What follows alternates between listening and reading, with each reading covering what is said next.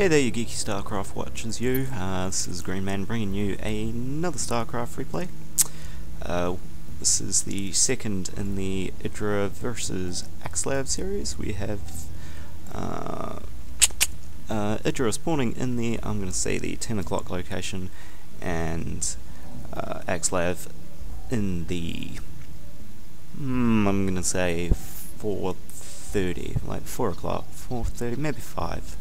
4 spawns on this map, so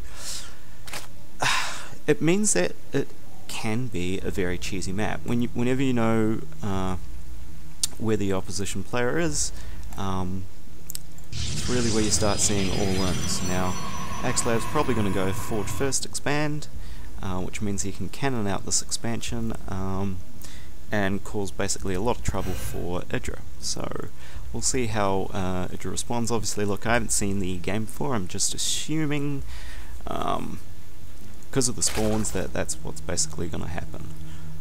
So in comes Axslav with the scouting probe. EgIdra drones all the way up to 14. I imagine he's probably going to get a spawning pool on 14, just so... okay, no, droning up to 15.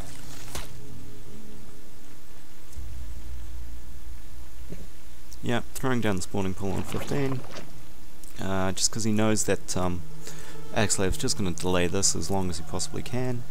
In the meantime, Axslav, he is going to...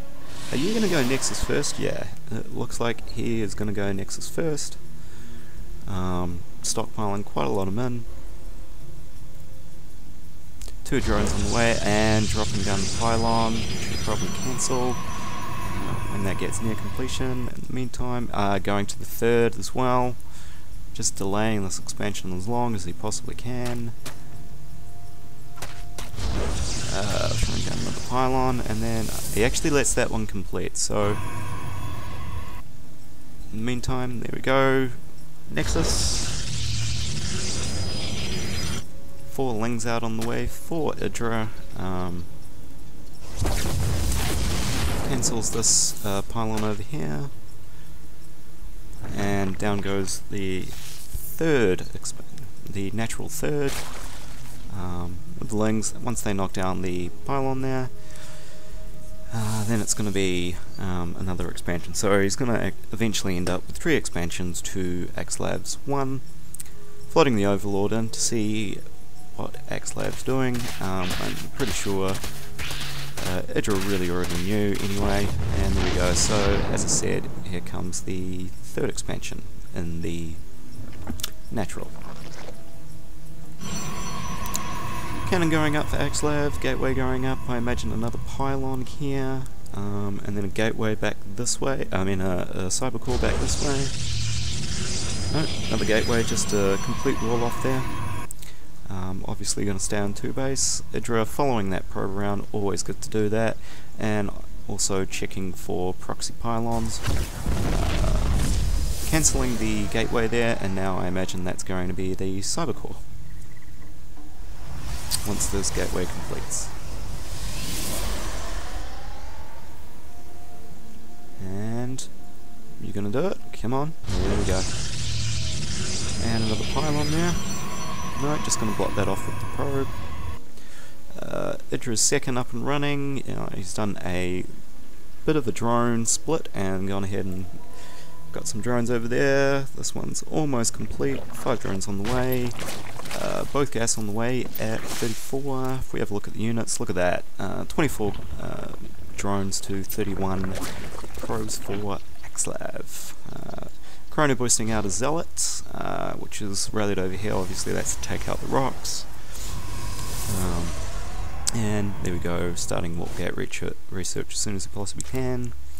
Now see, because of all that early drone harass and everything, probe harass that Axslav did, oh, he's going to lose this probe. He's going to lose it. One more. Come on. Yes. Yeah, small victories. It really is small victories for Zerg. I mean, you know, we're not the most OP race. We can't cancel buildings, we can't float them away, and we can't do cloak banshees, we can't do DTs. Oh, there we go. EgIdra spotting the Expo coming up from Axslav, delaying that a little bit. So a little bit of poetic justice, I guess. 10 lings on the way. Mainly though, EgIdra just producing drones. Look at that, and now he's got the lead in drone count, 45. This completely saturated. The second not saturated as of yet. I'd actually like to see EgIdra take a couple of drones from there, throw them over onto that expansion so that the natural doesn't mine out too fast. One Zealot on the way, going to have a look around, see what it can do. Speed on the way for the Lings, another 9 drones on the way. Evo chamber coming up. Second Evo chamber coming up actually, and +1 Lings. Wow, another 4 gates on the way. For Axslav, what's going on his main? Absolutely nothing. EgIdra trying to put on some pressure with the Lings. Unfortunately there's a cannon there and they're just going to get torn up. But the good thing is that he has seen the amount of gateways. Another 8 drones on the way. Let's have a look at the units again. So 61 drones to 48. Definitely has a lead. I'd like to see him grab those gas sometime soon.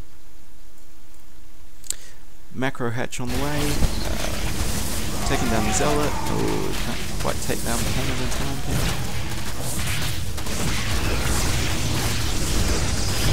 Cannon goes down, which Axslav just goes ahead and remakes. So now EgIdra's on. I don't imagine I see him make any more drones anytime soon. He is fully saturated. Oh, he might make a couple considering he's grabbing the gas. So 71 drones. On 3 base, I would say that's pretty much about as perfect as you can get.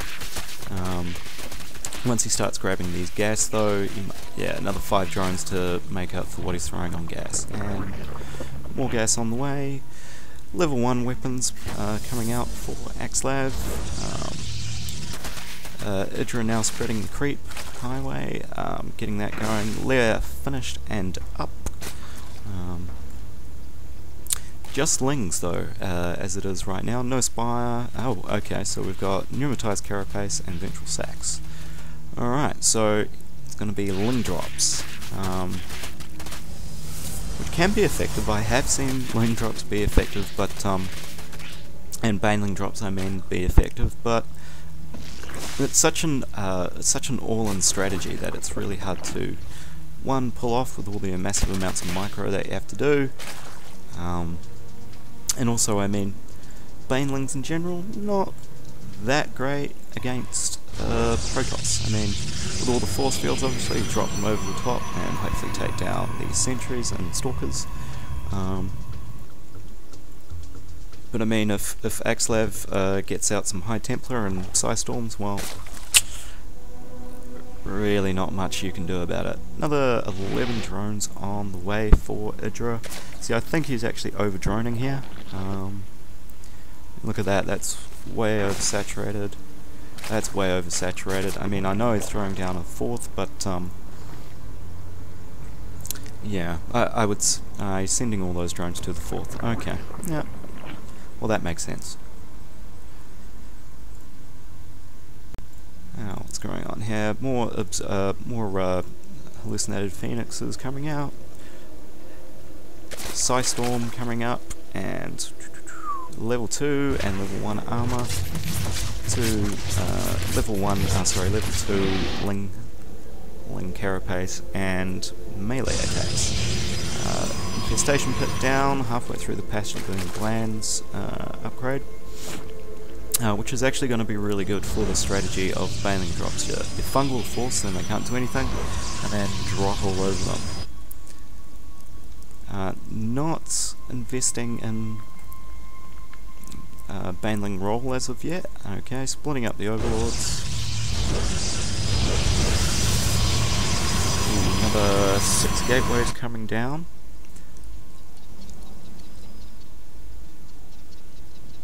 So 2-pronged attack. Here comes the first Baneling drop. Oh, there's 2 going on. Let's pause. Alright, so this one's going to hit first. Let's have a look at that one. Fortunately there is a cannon there, so it's not really going to do much. There's also 2 cannons over here, so probably not going to do much, but it's an interesting strat all the same. So here we go, and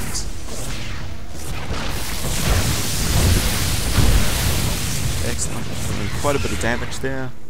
Oh, taking out the High Templars before they even get morphed into Archons or Psystorm or anything.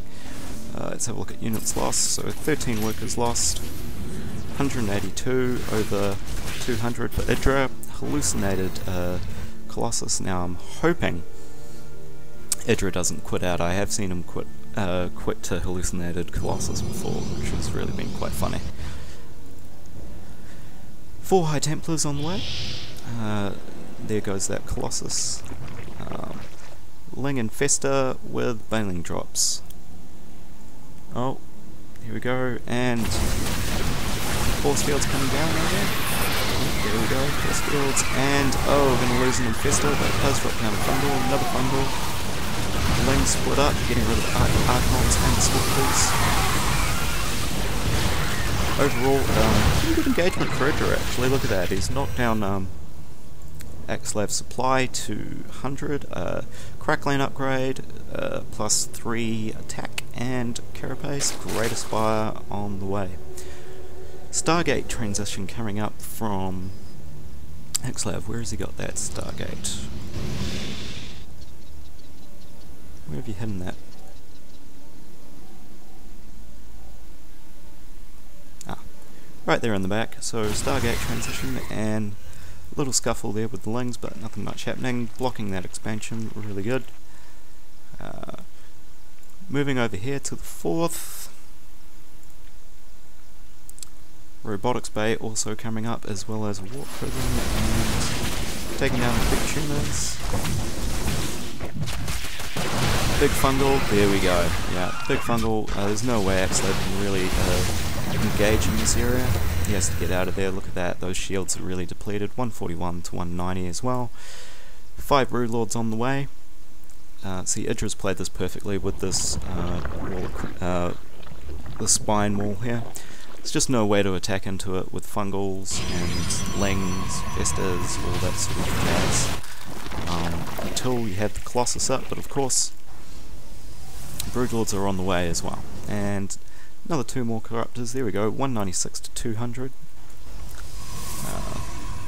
High Templars in there, so Psystorm could be quite an issue. Plus 3 nearly done, level 1 and 2. Big Fungal, there's the Psystorm destroying all the Lings. Oh! Doing a feedback on the Infestors, getting rid of all their energy.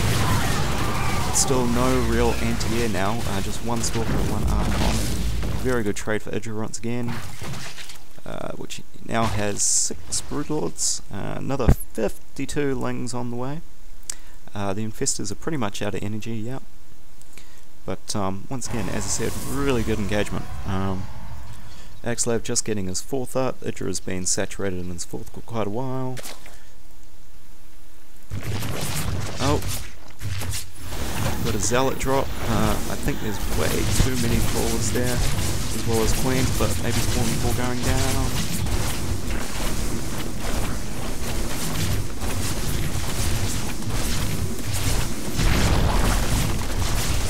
Spawning Pool down, EgIdra just rebuilds it. At this point it's not that major an issue. Oh, there we go, another engagement over here. Broodlords firing on the Stalkers, blinking forward, trying to take it out, but Big Fungal.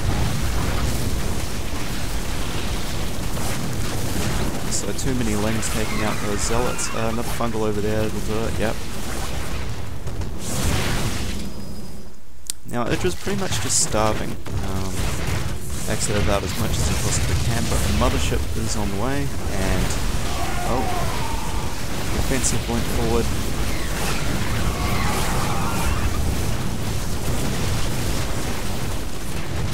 Defensive blip forward, and this base is not going to get mining. It's just not going to happen. EgIdra, well, posting 3,500.